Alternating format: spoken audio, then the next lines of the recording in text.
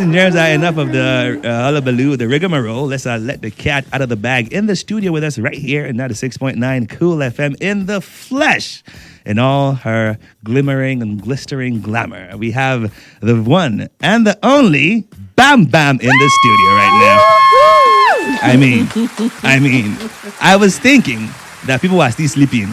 So they will not be able to, get it on time. But in a matter of 15 minutes, more than 20-something people have texted with the right answer. So it's clear that we're not the only ones that are absolutely elated that you are here in the studio right now. You're welcome. Achalugo, you're welcome. Thank you. Hello, Cool FM. Hi. Man, it's so hot right now. The air conditioner is hot, but it's so hot right now because you are... You're absolutely breathtaking. My God. Thank you, darling. Anyway, I feel like I cast a spell on you. Oh, you definitely did. And it's working. I'm going to tell you that one for a fact. So we're glad to have you, of course. It's been such a journey since 2018. Am I right? 2018 was when you came out of the Big Brother Niger house. Yes, I did. So in a short while or a long while, like I said, you're in charge here. So just draw a straight chord for us from 2018 to 2025. How would you describe that journey and everything that's happened in between?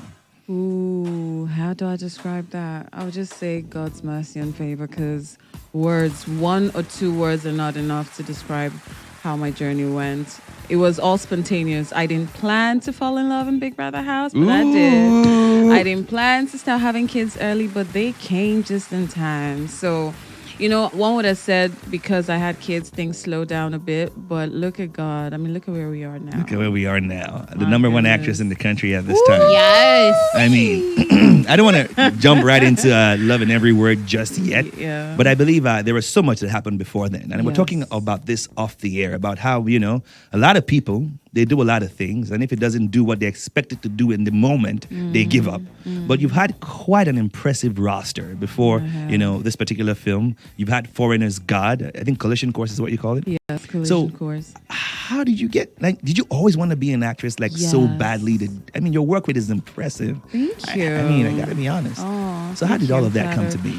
So I initially wanted to be a medical doctor. Many people don't know. So I was in a Canadian for 2 years. I struggled. Biochemistry did a number on me. I kept carrying over.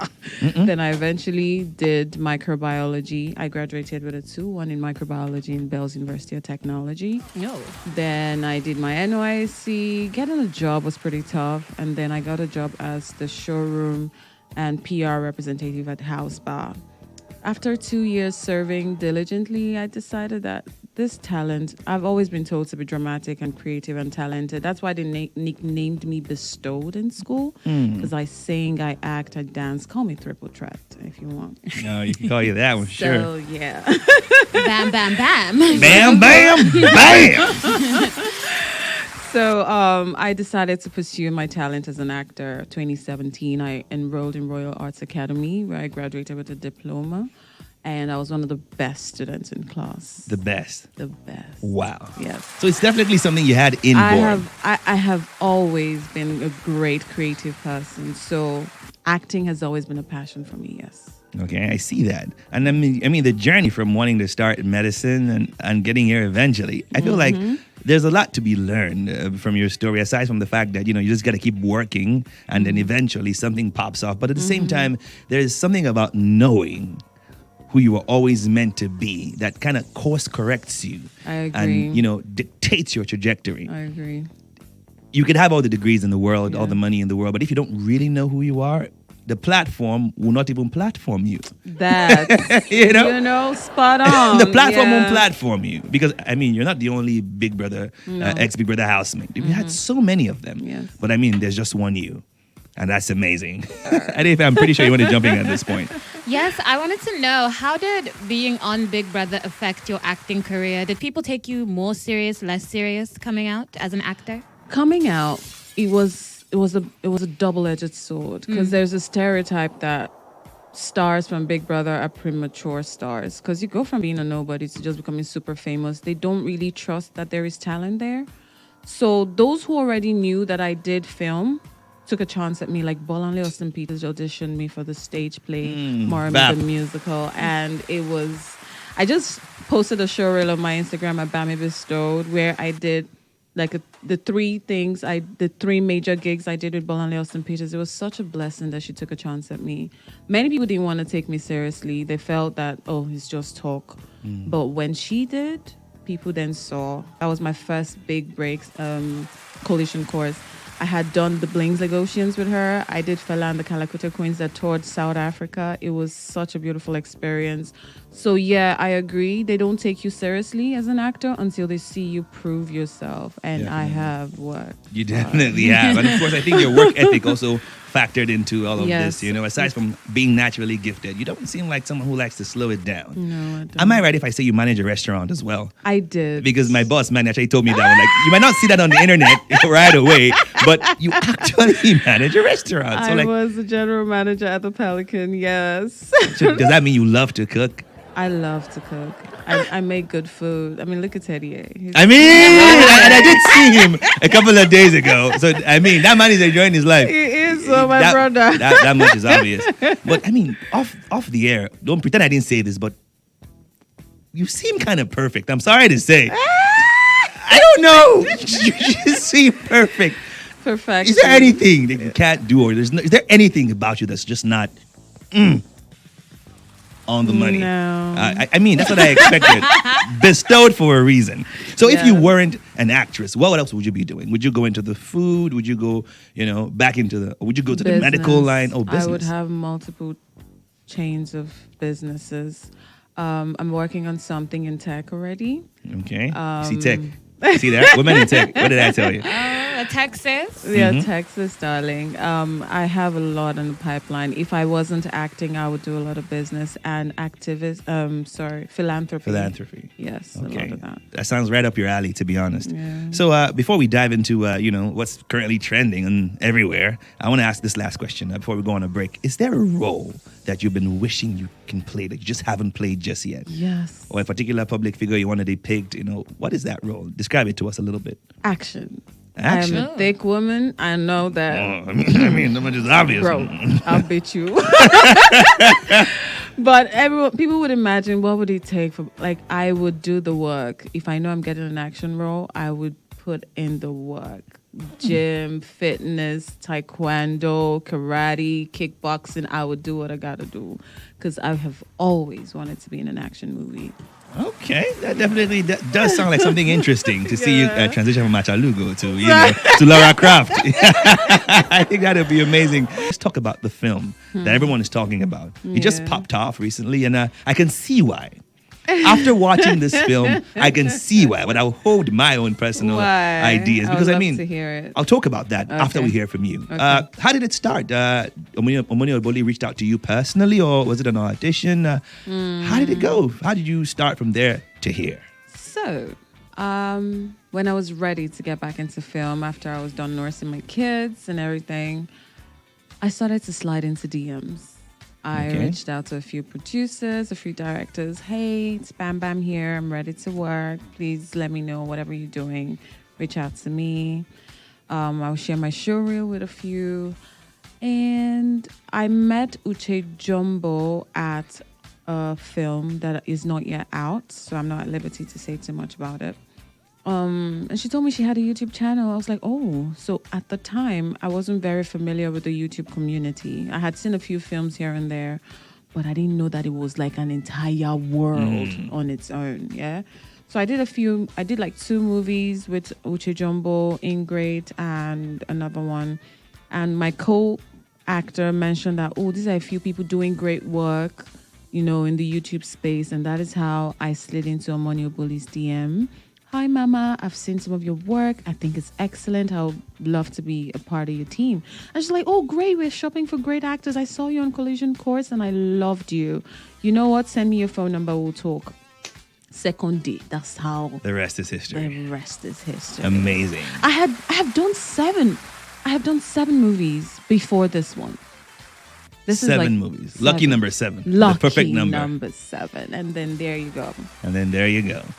you brought up that, you were introduced to the YouTube community, which I wanted to segue because we have been talking about Nollywood's transition to YouTube a lot and of making times. films. So what drew you to YouTube films instead of, say, a streaming platform or traditional network TV? Or cinematic releases. Yes. So now YouTube is like daily money. You do Ooh, okay. four movies a week. If you want to, if some people just need you for 2 days, you can do 2 movies a week, and that is weekly money. It is consistent if you align with the right production houses who bring out quality films, or if you just don't care and you just want to keep churning out films. So it's important that you align with people who actually know what they're doing and do quality work. That's why I fell in love with Oboli'S.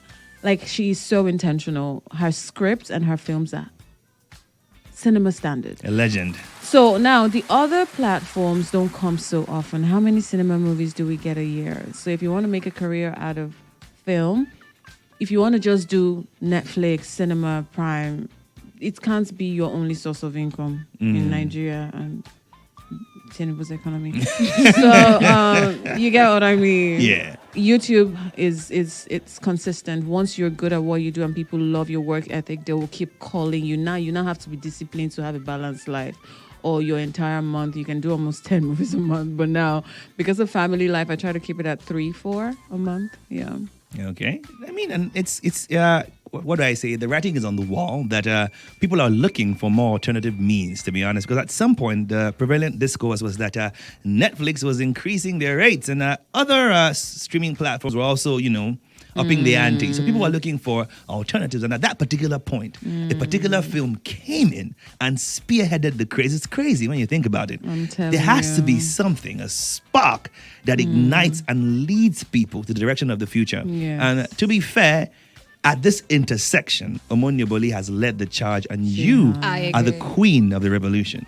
Oshunti. Oh, I like that. You see what I mean? So it's just a fortunate series of events. How was working with Uzo Arukwe? How was it? How was that? Oh, he is amazing. Obiora, should I say Obiora, Odogu? yes. Please. Odogu. You have to add the please. You gotta add the please. So, Uzo is a very professional actor. He is excellent in his approach to work. He is detail oriented. It's such a blessing to know that there are people taking their jobs and their talents and their careers seriously as regards acting. He's one of them. And it made it easy. It was so effortless because in acting, it is distasteful when you are not intentional. It is a romantic story. Put your best foot forward. Yeah. To be honest, it's not all the time you may get great on-screen chemistry. You can work around it, but when you're telling good romantic stories, make it tasteful. And I think Uzo and I were able to achieve that as a pair. Yes, you were. Because in my review that I penned recently, what did I tell you? It was the best aspect of the film, the chemistry between It two of you. was so good. Right now, a lot of ladies, young ladies like yourself, are looking at their future, their career, and the trajectory that they want to chart in Nollywood, but they can't get over the fact that they don't think they can get roles if they don't sleep with the wrong people. Hell. But you can't be the right person if you ask someone to sleep with you. You can't be the No, right you person. So, can't. with that mindset, what do you tell a young lady looking at the industry from that lens? To be honest, if you are good at what you do, see, it is important that you put in the work personally. Be a great actor. Watch movies to learn styles of performance.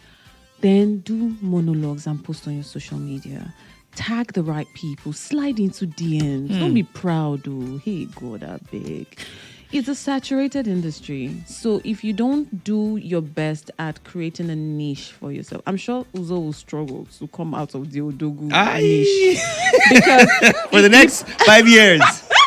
everyone will want to make him. But Odogu. guess what? It's a niche. It may not be very comfortable, but find something that is you, and you would always and kill it. You would say anti-patience Uzo. I mean, Do you she understand? milks that wicked mother-in-law But trope. that is not and who it paid she her till the is. end. Of course. That is not who she... So, look, TV, it is acting. You are telling people's stories. The moment you step into character, you become the character. Every other thing is just what makes it beautiful. So, just be intentional about how you put your craft out. Be intentional, tag the right people, put in the work, create a niche for yourself, and you never know who's watching. Definitely. I can imagine that it's something you need to do because you can't come and look for you in your house and give you all the best roles. But you do agree that sexual harassment and things like this It is a sad. problem in the industry. Don't fall for it. It's a lie.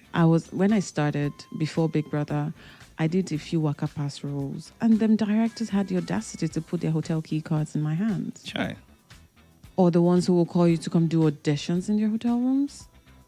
Or when I was in film school and all of us stayed in one particular hotel where they turned it to apartments, like short stays. And some of us that came out, because I lived in Abuja, I didn't get an apartment on time, but I found out that they were doing short stays there. One of the silly directing students was putting out flyers of auditions, putting the faces of big names that I don't want to mention on the flyers, using it to lure girls in to come and audition in his room. The guy was a student and they were falling for it. Sure. It's a lie from the pit of hell. The moment your back touches the ground and they have sex with you, there's a high chance they will never call you. Let your work open doors for you.